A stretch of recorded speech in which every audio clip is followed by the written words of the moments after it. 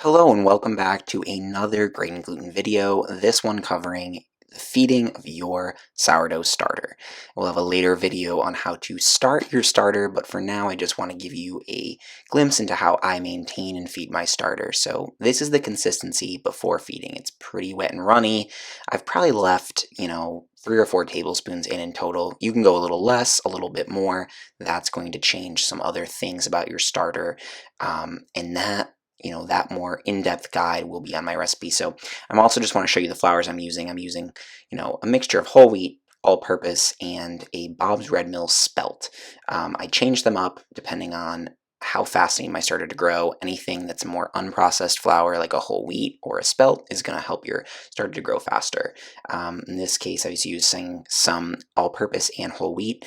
I put a spoonful in, and then I add a little bit of water, start mixing that up just to get everything combined, and then I'm going to go back in with some more flour. Again, I'm using a mixture, and there's different strategies here depending on what you're doing with your starter and how fast you're going to need to use it. Use more whole wheat and whole grain flours for a faster starter that is ready to be used in the littlest amount of time. So I'm going to just add flour until I'm getting to a thin dough or very thick, like pancake batter like consistency. Just keep adding spoonfuls. Your water by weight, has it's going to you're going to need a lot less water by volume.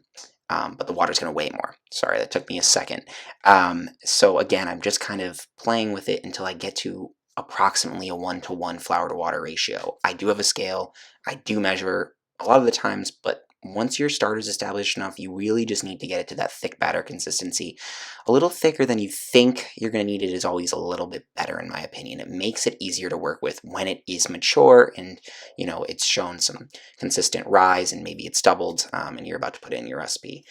When I'm done feeding my starter, I mark off the level it's at with a rubber band. Again, the amount of starter I make is kind of based on the recipe, so you can use whatever recipe you want and make whatever amount of starter you want. You could scale it up or down from what I kind of just did, but that's really the basic process, and I really hope you enjoyed this very quick video.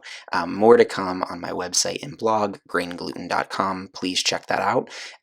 In the coming weeks and months, the brand will hopefully get more developed, and I'll be able to put out some more resources for some beginning bakers.